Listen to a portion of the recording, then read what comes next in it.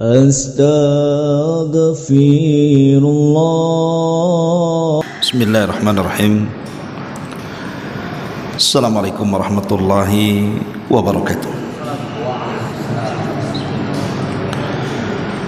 Alhamdulillah wassalatu wassalamu ala Rasulillah wa ala alihi wa sahbihi wa mawalah wa la hawla wa la quwwata illa billahi wa ba'du. Alhamdulillah, segala puja dan puji hanya milik Allah Jalla fi'ula. Salawat dan juga salam tetap kita hadiahkan kepada Rasul kita Nabi besar Muhammad sallallahu alaihi wa alihi wasallam. Ma'asyiral muslimin yang dimuliakan Allah Subhanahu wa taala, pembahasan di malam hari ini kita akan mengambil 3 pelajaran besar yang merupakan ujian terberat bagi setiap muslim dalam kisah yang dicantumkan di dalam Al-Quran tentang kisah Nabi Allah Musa dan Khadir alaihima assalam. Kita tahu bahwa di dalam surah Al-Kahfi, di situ banyak kisah-kisah yang Allah Subhanahu wa taala cantumkan. Ada kisah Ashabul Kahfi, ada juga kisah Ashab Al-Jannataini, pemilik 2 kebun, dan juga kisah Dzulqarnain. Kemudian yang keempat, kisah tentang perjalanan Nabi Musa untuk belajar kepada Nabi Khidir. Saya tidak akan mengkisahkan tentang kisah ini secara lengkap karena sering kita mendengar kisah Nabi Musa dan Khadir, apalagi dicantumkan kisahnya di dalam surah Al-Kahfi. Tapi kita akan memetik beberapa pelajaran dari kisah ini. Ma'asyiral muslimin wal muslimat rahimani wa rahimakumullah. Di antara sebab Nabi Musa alaihi salatu wassalam diperintahkan Allah untuk mengambil ilmu dari Khadir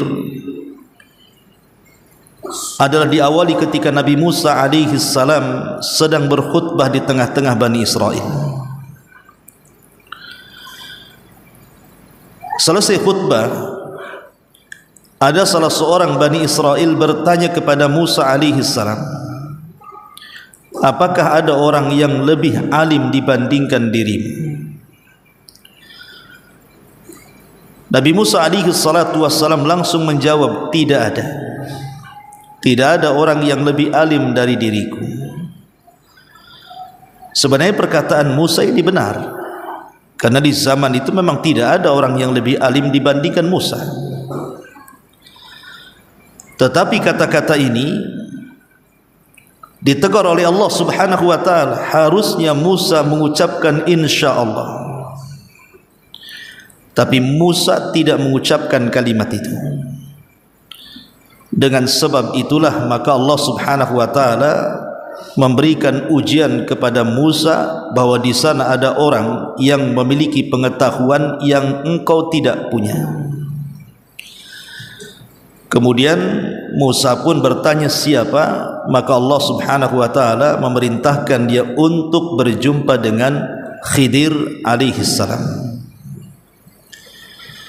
Walaupun diperselisihkan tentang Khidir ini, apakah dia nabi atau sekedar orang saleh, itu perselisihan panjang dari ulama tarikh. Ada yang mengatakan dia rajulun saleh, orang saleh saja. Ada juga yang mengatakan dia nabi. Dan disebut Khidir itu, kenapa orang itu disebut Khidir? karena kalau dia singgah di sebuah tempat yang gersang, kemudian dia singgah di situ kemudian pergi, tempat yang gersang itu menjadi hijau, maka disebut Khidir. Kalau memang dia seorang nabi, maka itulah mukjizatnya. Tapi kalau dia seorang wali dari wali-wali Allah, maka itulah karamahnya. Ma'asyiral muslimin wal muslimat rahimani wa rahimakumullah. Pelajaran pertama adalah kita tahu bahwa Nabi Musa alaihi salatu wassalam ini kalau diunggulkan dengan Khidir ya tidak imbang. Bagaimanapun Musa jauh lebih mulia dibandingkan Khidir. Pertama, dia bukan hanya seorang nabi, dia juga rasul. Kemudian yang kedua, dia bagian daripada ulul azmi, nabi-nabi dan rasul-rasul pilihan. Nuh, kemudian Ibrahim, kemudian Musa, Isa dan Rasul kita Muhammad sallallahu alaihi wasallam. Jadi Musa termasuk ulul azmi. Kemudian yang ketiga, Musa adalah kalimur rahman, nabi yang sering berdialog dengan Allah tanpa ada penerjemah. Artinya secara langsung, tidak lewat perantara Jibril. Walaupun nabi yang bicara langsung dengan Allah subhanahu wa ta'ala tanpa perantara Jibril itu bukan hanya Musa saja. Ulama menyebutnya ada 3. Pertama, Nabi Adam alaihi salam pernah berdialog langsung dengan Allah di sorga. Kemudian Nabi kita Muhammad sallallahu alaihi wasallam pernah berdialog dengan Allah langsung di Sidratil Muntaha dalam perjalanan Isra dan Mi'raj. Tetapi kalimur rahman lebih banyak disematkan kepada Musa berdasarkan nas hadis. Hadis yang panjang dalam hadis syafaat, ketika manusia datang kepada Musa, manusia mengatakan, bukankah anda ini kalimur rahman? Sejak itu disematkan kalimur rahman kepada Musa alaihi salam, dan dia adalah nabi yang paling masyhur dari nabi-nabi Bani Israel. Kenapa? Karena diturunkan Taurat kepadanya. Lah cukuplah keunggulan-keunggulan ini yang diberikan Allah kepada Musa. Tidak bisa diimbangi Musa dengan Khidir. Apalagi Khidir ini dia hanya seorang nabi, kalau memang dia seorang nabi. Tapi ada juga yang mengatakan dia hanya seorang wali dari wali-wali Allah subhanahu wa ta'ala. Sehingga ada orang-orang yang kemudian menganggap bahwa kewalian Khidir ini lebih mulia dibandingkan kenabian Musa. Alasannya karena seorang nabi belajar kepada wali. Sehingga ada kaedah mengatakan bahwa al-wilayatu khairun minan nubuwah. Kewalian itu lebih baik dibandingkan kenabian, dan ini kaidah sesat. Ma'asyiral muslimin yang dimuliakan Allah azza wa jalla, pelajaran pertama adalah ketika Nabi Musa alaihi salatu wassalam datang kepada Khidir, kemudian Musa alaihi salatu wassalam berkata kepada Khidir dan mengatakan, qala lahu Musa, hal attabi'uka ala an tu'allimani mimma 'ullimta rusyda. Musa berkata kepada Khidir, wahai Khidir, bolehkah aku mengikuti kamu agar engkau mengajarkan kepadaku ilmu yang benar yang telah diajarkan Rabbmu kepadamu. Di sini ada pelajaran besar tentang percakapan Musa dengan Khidir, di mana Musa mengajarkan kepada kita sebuah ujian berat dalam hidup, menundukkan kesombongan. Artinya Musa mengajarkan kepada kita sifat tawadhu namanya, dan lawan daripada tawadhu adalah kesombongan. Karena kita tahu bahwa saya sudah jelaskan Musa jauh lebih afdal dibandingkan Khidir. Tapi Musa alaihi salatu wassalam tetap belajar kepada Khidir, dan melawan kesombongan, ujub, ego itu berat dalam kehidupan kita, ikhwan. Ma'asyiral muslimin yang dimuliakan Allah Azza wa Jalla, ini juga sama dengan peristiwa Nabi Sulaiman. Ketika membariskan pasukannya, tiba-tiba ada satu tentaranya yang hilang dalam pasukan itu. Siapa dia? Burung hudhud. Dan burung hudhud itu disebutkan dalam sejarah dia burung yang dijadikan oleh Sulaiman sebagai muhandis, insinyur. Karena tugasnya kalau melakukan safar, dia terbang di tengah-tengah padang pasir, dia bisa melihat apakah di situ ada air atau tidak. Sehingga posisi hudhud ini sangat luar biasa dalam pasukan itu. Sebab kalau seandainya tidak ada burung hudhud yang terbang melihat sekitar, bisa saja pasukan kemudian kehausan mencari air. Maka Nabi Sulaiman marah, kemudian mengancam akan membunuhnya atau minimalnya menyiksanya. Tiba-tiba hudhud hadir pula di situ. Kemudian menceritakan tentang kisahnya yang terbang dari Palestina menuju Yaman. Menunjukkan hudhud punya kemampuan, karena Palestina Yaman itu bukan jarak yang dekat, jarak yang jauh. Dan burung hudhud sanggup untuk terbang segitu jauhnya, menunjukkan hudhud ini memiliki kemampuan di atas rata-rata burung-burung yang lainnya, tentu di zaman itu. Ya.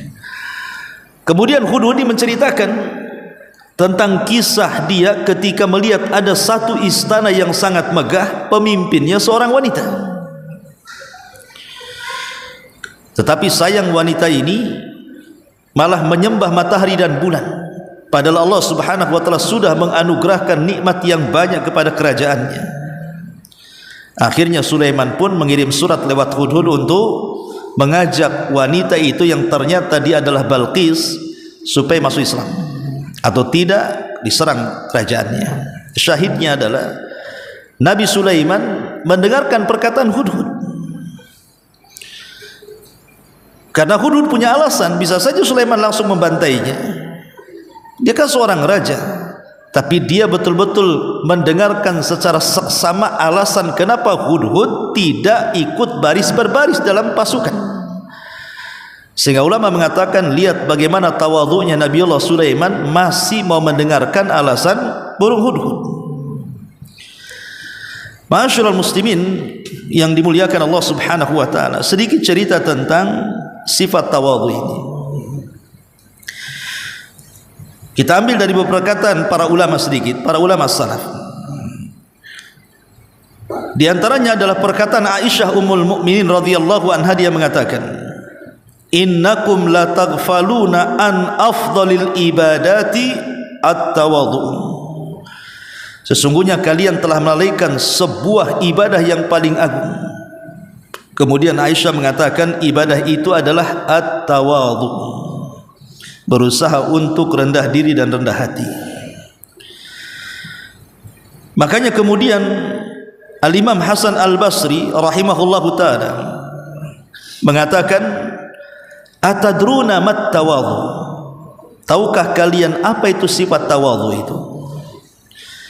Maka Hasan Al-Basri mengatakan, at-tawadhu an takhruja min manzilika wa la talqa musliman illa ra'aita lahu 'alaika fadlah. Kata Hasan Al-Basri, pemimpin para tabi'in, dia mengatakan tawadhu adalah engkau keluar dari rumahmu dan engkau tidaklah berjumpa dengan seorang muslim kecuali engkau memandang bahwa dia memiliki keutamaan dan keistimewaan. Jadi tidak memandang orang itu remeh. Setiap dia memandang manusia, langsung dia dalam hatinya mengatakan bahwa orang ini punya kelebihan yang kita tidak tahu kelebihannya di mana. Makanya kemarin kita sudah jelaskan ketika Ibnu Umar radhiyallahu anhuma mendefinisikan takwa. Beliau mengatakan, alla tadunanna annaka khairun min ahadin. Jadi takwa adalah engkau tidak mengira bahwa dirimu itu jauh lebih baik dibandingkan orang lain. Karena kalau sampai kemudian dalam hati kita ini merasa kita lebih baik dibandingkan orang lain, berarti tidak ada sifat tawadhu di situ.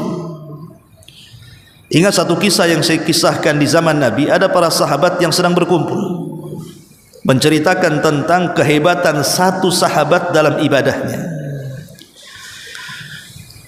Kemudian Nabi SAW datang dan ikut bermajlis di situ. Kemudian sahabat menceritakan di hadapan Rasul tentang seseorang yang pakar dalam ibadah, di mana sahabat ini memiliki kelebihan ibadahnya dibandingkan sahabat yang lainnya. Rupanya orang yang dibicarakan tiba-tiba muncul. Kemudian sahabat mengisyaratkan kepada Rasul, itu orangnya wahai Rasul. Maka orang ini mendekat, semakin mendekat ke majlis Rasul. Tiba-tiba Rasul mengatakan apa? Inni ra'aituhu safqatun minasyaitan. Inni ra'aituhu safqatan minasyaitan. Aku melihat inni ra'aitu ala wajhihi sa'fatun minasyaitan. Sesungguhnya aku melihat di wajahnya ada sentuhan setan. Jadi sahabat ini heran kenapa Rasul sallallahu alaihi wasallam mengatakan seperti itu, padahal di mata mereka orang ini pakarnya ibadah. Ketika orang ini duduk, Rasul kemudian bertanya atas nama Allah. Dia ingin bertanya dengan jujur, apakah ketika engkau pulang ke kaummu, dalam hatimu engkau lebih mulia dibandingkan mereka? Maka sahabat ini tiba-tiba mengatakan iya. Kata Rasul, itulah kenapa wajahmu ada sentuhan setan. Ma'asyiral muslimin yang dimuliakan Allah Azza wa Jalla. Kemudian juga dikatakan oleh Ibnu Samak. Ibnu Samak seorang ulama di zaman Harun ar-Rasyid. Dia menasihati Khalifah Harun ar-Rasyid dan mengatakan, tawadhu'uka fi syarafika asyrab min sarafika. Kerendahan dirimu pada kemuliaanmu selaku khalifah itu lebih mulia dibandingkan kemuliaan khalifahmu. Jadi kemuliaan maksudnya ketawadhuan dirimu jauh lebih mulia dibandingkan posisimu sekarang menjadi khalifah. Karena jarang sekali seorang khalifah, seorang pemimpin itu tawadhu. Rata-rata seorang pemimpin itu apa? Sombong.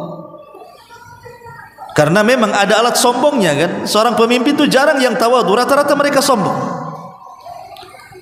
Makanya di zaman Malik ibn Dinar rahimahullahu ta'ala, ketika dia melihat seorang gubernur Basrah sedang lewat dengan membusungkan dada.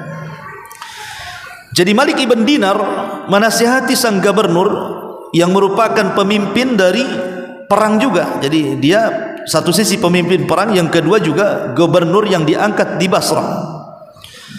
Dengan sombongnya dia berjalan membusungkan dada. Jadi Malik ibn Dinar ini menasihati, jangan jalan seperti itu. Itu jalannya penduduk neraka. Tetapi tiba-tiba kemudian sang gubernur ini marah kepada Malik ibn Dinar dan mengatakan, ata'rifuni? Enak saja kau ngomong begitu saja, kau enggak kenal aku, katanya. Ini kan sudah nampak kesombongannya. Kau kan enggak kenal aku.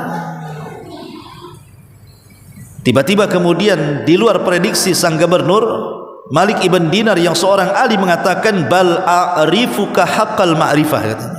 Bahkan aku jauh lebih mengenalmu dibandingkan engkau sendiri, katanya. Kemudian sang gubernur mengatakan, lalu ceritakan, kalau engkau lebih mengetahui tentang diriku, ceritakan tentang diriku. Maka Malik ibn Dinar mengatakan, sesungguhnya dirimu adalah manusia yang keluar dari lubang najis, bahkan 2 lubang najis, dan dalam perutmu penuh dengan najis. Dan kalau engkau meninggal dunia dan jasadmu tidak dikuburkan, tidak ada manusia yang bisa mendekatimu, katanya. Baru gubernur sadar. Kemudian dia menangis dan mengucapkan terima kasih. Lihat bagaimana memang melawan sikap merasa lebih mulia, merasa lebih tinggi, merasa lebih hebat. Kemudian kita ganti, kita merasa mungkin tidak lebih mulia dibandingkan orang lain. Ini ujian bagi kita. Karena kita ini terkadang sedikit-sedikit kemudian merasa kita jauh lebih baik dibandingkan orang. Ini ujian terberat dalam hidup kita, itu melawan hawa nafsu. Ma'asyiral muslimin wal muslimat rahimani wa rahimakumullah. Kemudian Al-Hafidz Ibnu Rajab Al-Hambali dalam kitab Fathul Bari beliau mengatakan, qala ba'dus salafi, berkata sebagian salaf, at-tawadhu an taqbala al-haqqa min kulli man jaa'a bihi wa in kana saghira, faman qabila al-haqqa mimman jaa'a bihi sawa'un kana saghiran aw kabira, sawa'un kana yuhibbuhu aw la yuhibbuhu fahuwa mutawadhi'un, wa man aba qabulal haqqi ta'azuman alaihi fahuwa mutakabbirun. Kata Al-Hafidz Ibnu Rajab, dia mengatakan, berkata sebagian ulama salaf, tawadu adalah engkau menerima kebenaran dari siapapun, walaupun kebenaran itu datang dari orang yang jauh lebih kecil kedudukannya dibandingkan dirimu. Maka barang siapa yang menerima kebenaran dari siapapun, walaupun dari yang di bawahnya atau di atasnya, baik orang itu dicintai atau tidak dicintai, maka itulah dikatakan mutawadhi, orang yang tawadhu. Tapi siapa yang enggan menerima kebenaran karena merasa lebih hebat dibandingkan orang, itulah mutakabbir, kata beliau. Itulah orang yang sombong. Jadi orang yang sombong itu adalah orang yang menolak kebenaran, dan sebaliknya orang yang rendah hati dan rendah diri itu orang yang menerima kebenaran. Makanya Nuh alaihi salatu wassalam berwasiat kepada putranya, dan ini wasiat tertua yang diceritakan Nabi SAW di dalam hadis yang sahih. Karena hadis ini dikeluarkan Imam Ahmad dalam musnadnya dan Imam Bukhari dalam kitabnya Adabil Mufrad. Jadi Nabi Nuh alaihi salatu wassalam menasihati anaknya dan berwasiat. Kata Nuh alaihi salatu wassalam, inni qasid alaikal wasiyah, sesungguhnya saya akan memberikan wasiat kepadamu wahai putraku. Kemudian Nuh alaihi salatu wassalam mengatakan, amuruka bisnaini wa anhaka an isnataini, kuperintahkan kepadamu dua perkara dan kularang kepadamu dua perkara. Kemudian Nuh alaihi salatu wassalam mengatakan, amuruka bila ilaha illallah wa'lam anna as-samawati sab'i wal aradina sab'i fi kifatin wa la ilaha illallah fi kifatin la rajahat bihinna la ilaha illallah, walau anna as-samawati sab'i wal aradina sab'i kana atau kanat halaqatan mubhamatan laqasamathunna la ilaha illallah. Kemudian Nuh mengatakan, adapun yang kedua, katakanlah subhanallah wa bihamdi. Kemudian Nuh mengatakan, wa anhaka an isnataini anis syirki wa anil kibri. Jadi Nuh mengatakan kepada putranya, kuperintahkan dua perkara kepadamu. Pertama, perbanyak ucapan la ilaha illallah, karena kalimat ini kalau seandainya 7 lapis langit dan 7 lapis bumi diletakkan di satu neraca, kemudian la ilaha illallah diletakkan di neraca satunya, niscaya la ilaha illallah jauh lebih berat dibandingkan langit dan bumi. Dan kalau seandainya langit yang 7 serta bumi yang 7 itu diletakkan di sebuah ikatan cincin, maka la ilaha illallah bisa memecahkannya. Kemudian Nuh alaihi salatu wassalam, dan yang kedua, perbanyak ucapan subhanallah wa bihamdihi. Kemudian beliau mengatakan, fa innaha salatu kulli syai'in, karena itu adalah salawat segala makhluk yang diciptakan Allah subhanahu wa ta'ala. Kemudian Nuh mengatakan, kularang kalian dua perkara, pertama kesyirikan, yang kedua kesombongan. Di sini syahidnya. Nuh berwasiat kepada anaknya, wa anhaka an isnataini anis syirki wal kibri, kularang kepadamu dua perkara, pertama kesyirikan, dan yang kedua kesombongan. Kemudian Nabi SAW ditanya oleh para sahabat, "Ya Rasulullah, aminal kibri, apakah termasuk kesombongan wahai Rasul seseorang itu memakai sandal baru atau sandal yang bagus?" Maka Nabi SAW mengatakan, "La, bukan. Ya, karena sombong itu bukan di kaki, tapi sombong itu di hati." Kemudian Rasul ditanya lagi, "Aminal kibri, apakah termasuk kesombongan ya Rasulullah? Al an yalbasa ahaduna, seseorang memakai baju yang bagus, baju yang indah itu, hullatan jamila." Kata Nabi SAW mengatakan, "La, karena kesombongan itu bukan dalam pakaian, tapi kesombongan itu dalam hati."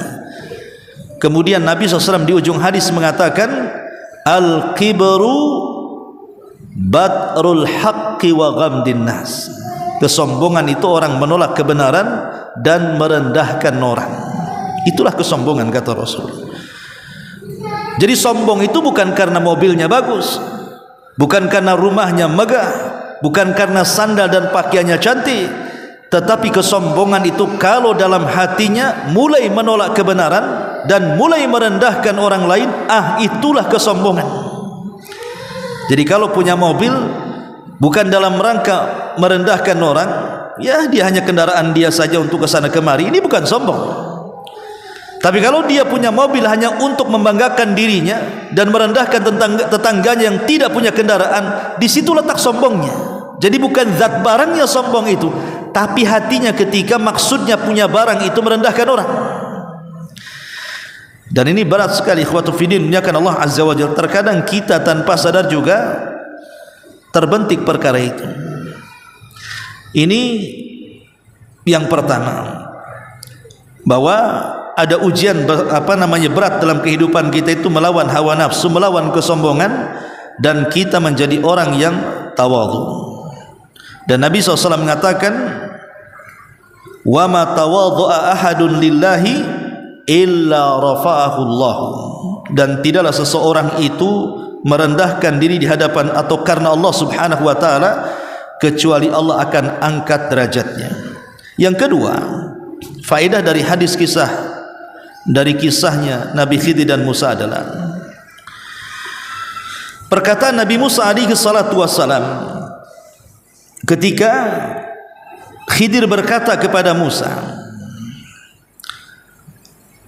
"Qala innaka lan tastati ma'iya sabra." Wahai Musa, sungguh engkau tidak akan sanggup sabar belajar kepadaku. Kemudian dilanjutkan, "Kaifa tasbir ala ma lam tuhit bihi khubra." Dan bagaimana engkau akan dapat bersabar di atas sesuatu sedang engkau belum mempunyai pengetahuan yang cukup tentang hal itu. Kalimat ini, ikhwatu fillah, muliakan Allah Azza wa Jalla, ada ujian berat dalam hidup kita ini, melawan ketidaksabaran. Karena Nabi Musa sendiri beberapa kali hampir tidak sabar. Bagaimana tidak sabar? Coba bayangkan, Nabi Musa ini dengan Khidir numpang di sebuah perahu, sudah tidak bayar, dihantar ke tempat tujuan, tiba-tiba setelah sampai perahunya pula dirusak. Ya bagaimana Nabi Musa tidak marah kepada Khidir, seolah-olah Khidir itu tidak tahu berbalas budi. Kenapa dirusak?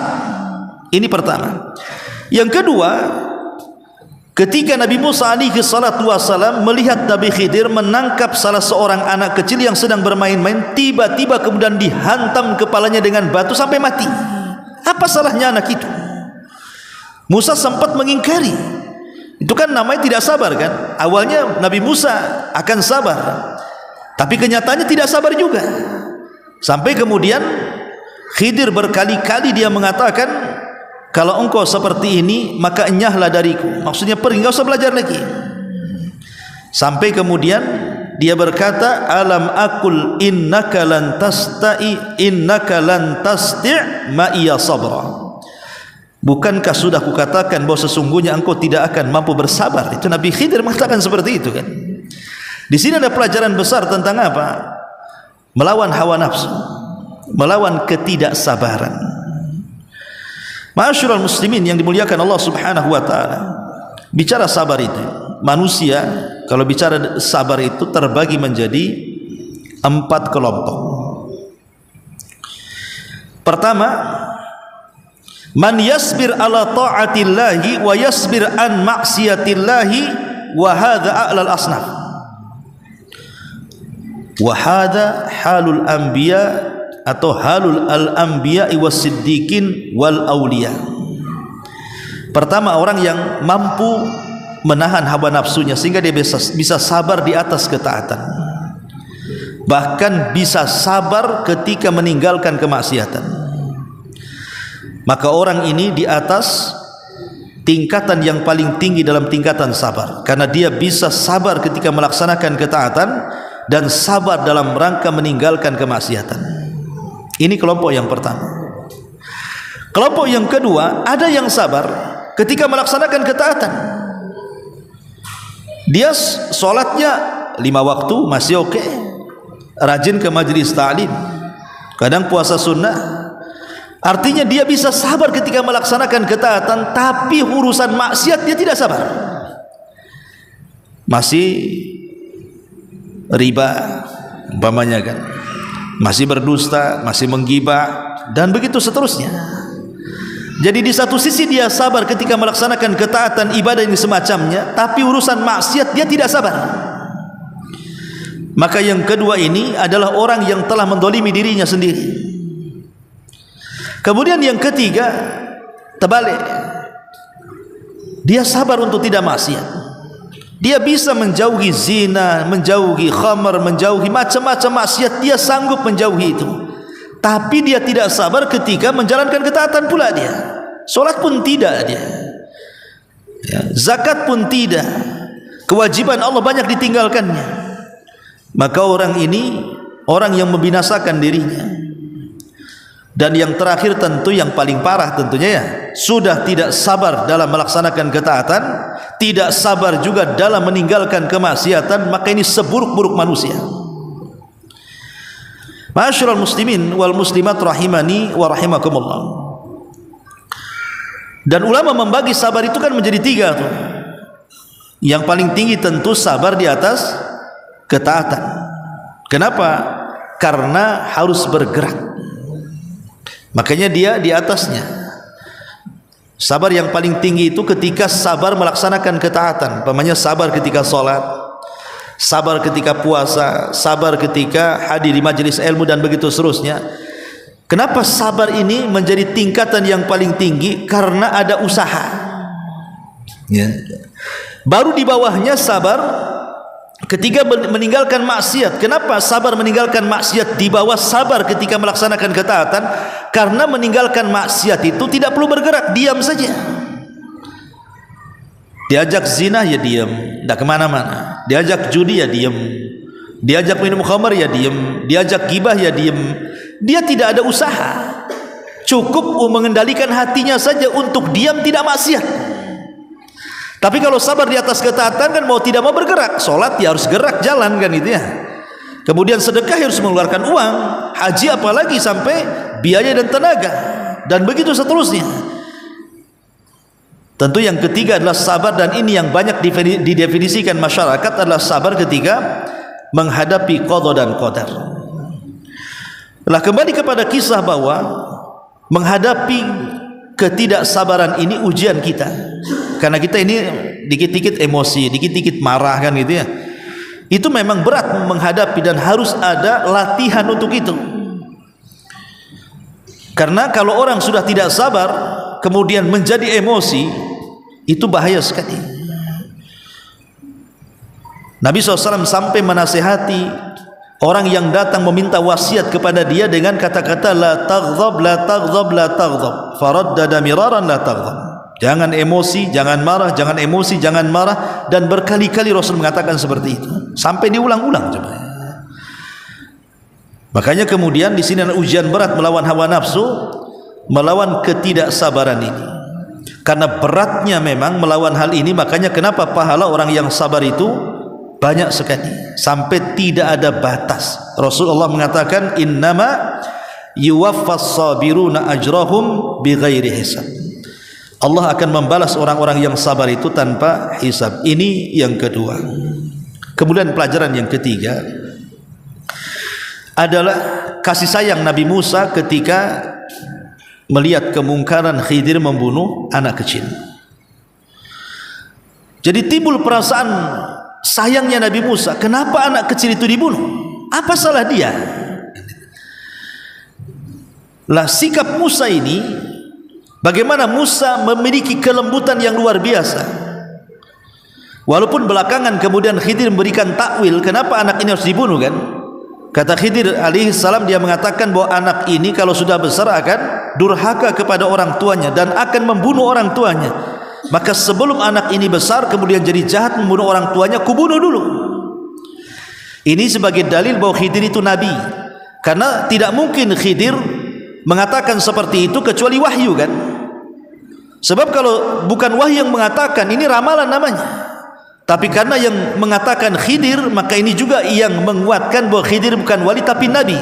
Karena dia mengatakan seperti itu, seolah-olah meramalkan sesuatu. Dan yang benar dia tidak sedang meramal, tapi itu wahyu yang datang kepada yang memberitahu bahwa anak ini akan besar. Makanya khusus Khidir saja di antara mukjizatnya mengetahui dengan wahyunya orang ini akan jadi durhaka. Jangan seperti dukun menerka-nerka kan begitu. Dan ini syariat Nabi Khidir, jangan ditiru pula. Nampak ada anak ini nampaknya mau nakal nih, tengok dari gerak-geriknya nih, ini perlu dibantai nih kan, nggak bisa. Jadi ini kan khusus Khidir saja, kita tidak ada wahyu. Antum jadi dukun nantinya ya. Tapi syahidnya di sini bagi Musa alaihi salatu wasalam memiliki sifat kelembutan. Sampai kemudian Nabi Musa hampir saja berkelahi dengan Khidir gara-gara Khidir membunuh anak itu. Dan ujian terberat kita ya tadi, kita ini menanamkan sifat lembut dalam kehidupan kita ini berat sekali. Ada sebuah kisah di zaman Rasul yang disebutkan oleh Aisyah radhiyallahu anha. Jadi ketika ada orang-orang Yahudi masuk menemui Nabi SAW, kemudian mengucapkan salam dengan ucapan yang tidak layak dan tidak pantas. Assalamu alayka ya Muhammad. Harusnya assalamualaikum, tetapi assalamu alayka ya Muhammad. Sam itu artinya racun. Kalau assalam itu artinya keselamatan. Jadi seolah-olah orang Yahudi mengatakan semoga engkau mati aja wahai Muhammad. Soalnya kan seperti itu bahasanya. Ya, menggunakan assalamu alaikum. Aisyah radhiyallahu anha mendengar dengan jelas perkataan itu. Enggak terima dia. Apalagi suaminya. Karena dia seorang nabi, seorang rasul, itu suaminya. Kok didoakan kehancuran, kebinasaan pula kan? Maka Aisyah yang menjawab, alaikumussalam wal la'nah, kata Aisyah. Oh, yang lebih pedas lagi Aisyah menjawab, kalian aja yang binasa dan laknat bagi kalian, katanya. Oleh Nabi SAW ditarik Aisyah, kemudian mengatakan, mahlan ya Aisyah, pelan pelan. Jangan main jawab saja, kata Rasul. Mahlan ya Aisyah, katanya, fa innallaha yuhibbur rifqa fi amri kullih, katanya. Allah itu suka kelembutan dalam segala hal. Pelan ya, jangan ngomong begitu. Aisyah radhiyallahu kepancing dengan ucapan Rasul dan mengatakan, ya Rasulullah, awalam tasma maqalu. Rasul, kau kan dengar mereka ngomong apa kan itu? Ya wajarlah aku balas seperti itu ya. Maka Nabi SAW mengatakan, faqad qultu wa alaikum. Kan aku sudah jawab, wa alaikum, kau saja yang binasa. Cukup sampai di situ. Kenapa kau tambah laknat pula? Dari sini menunjukkan bahwa boleh kita membalas keburukan dengan keburukan yang sama. Jadi jazaa'us sayyi'ati sayyi'atu mithluha. Balasan keburukan itu boleh kita balas dengan keburukan yang sama dan tidak boleh lebih. Jadi kalau ada orang yang mencela kita dengan menyebut kata binatang, dasar anjing, maka kita katakan kau yang anjing, boleh. Tapi jangan ditambah kau anjing, kau babi, kau buaya, kau ya. Nah ini nggak boleh, karena di sini Aisyah ditegur oleh Rasul karena dia menambah laknat masalahnya. Nah, orang ini yang mengatakan assalamualaikum, Rasul mengatakan waalaikum, seolah-olah kau aja yang kena racun kan itu ya. Tapi Aisyah menambah laknat. Itulah yang kata Rasul, mahlan ya Aisyah, pelan wahai Aisyah, ya pelan. Allah itu suka orang lembut. Ya. Nah dari sini ikhwatul fillah menyatakan Allah Azza wa Jalla, kelembutan itu memang Aisyah, kelas Aisyah saja terpancing dengan orang. Ya. Itu Aisyah ya maksudnya, sahabiah, istri Nabi kan gitu. Manusia yang mendapatkan salam dari Jibril lagi kan, kepancing sehingga dia mengatakan ucapan seperti itu. Memang ini ujian berat untuk menjaga lisan, kawan. Menjaga lisan itu berat. Ya, mempraktekkan kelembutan dalam kehidupan kita itu memang susah sekali. Ya. Makanya kalau kita lihat dalam kehidupan Nabi SAW, ya memang luar biasa. Lihat saja ketika dikisahkan dari Ibnu Mas'ud radhiyallahu anhu. Nabi SAW ketika dia sedang diserang oleh orang-orang Taif karena ditolak dakwahnya bersama Zaid ibn Harithah. Kemudian sampai darah bercucur di wajah dan badan beliau. Bagaimana tidak? Batu melempar badan dan wajah dia dan terkena gitu. Sampai akhirnya Rasul harus sembunyi di kebun perbatasan Mekah dan Taif karena tidak bisa masuk Mekah, harus ada penjamin karena sudah diancam kalau dia masuk ke Mekah lagi dia akan dibunuh. Jadi Jibril ini datang dengan membawa malaikat penjaga bukit Taif, kemudian menawarkan kepada Nabi SAW, kalau engkau mau perintahkan dua malaikat ini, maka dua malaikat ini akan membawa dua bukit itu untuk menghantam kepada seluruh penduduk Taif yang sudah menyakitimu. Tapi Rasul mengajarkan kepada kita sifat rahmah, sifat kasih sayang.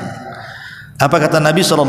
Allahumma hdi biqaumin fa innahum la ya'lamun bal arju an yakhrujallahu atau an yukhriju min aslabihim man ya'budullaha wahdah la yusyriku bihi syai'an. Kata Nabi SAW, ya Allah, berikan hidayah kepada mereka karena mereka kaum yang tidak tahu aku ini seorang Nabi. Ya Allah, aku berharap semoga engkau mengeluarkan dari keturunan mereka, okelah generasi sekarang tidak ada yang beriman, tetapi saya mengharap keturunan mereka ada orang-orang yang menyembah Allah dan tidak menyekutukan Allah Subhanahu wa taala dengan sedikit pun. Bahkan sifat-sifat seperti ini ada pada sifat para nabi kan. Contoh pamannya Nabi Yusuf. Nabi Yusuf alaihi salatu wasallam setelah memboyong keluarganya Yakub dan 11 saudaranya termasuk Binyamin ke Mesir. Yakub ini kan heran. Bagaimana tidak heran? Yusuf ini hilang di usia 10 tahun. Kemudian setelah berpuluh-puluh tahun berjumpa dan menjadi orang nomor 2 Mesir.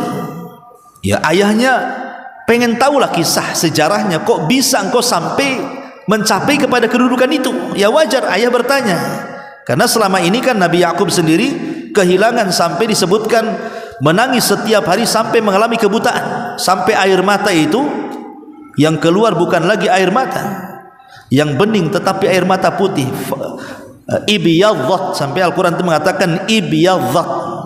Jadi air mata yang keluar itu warnanya putih.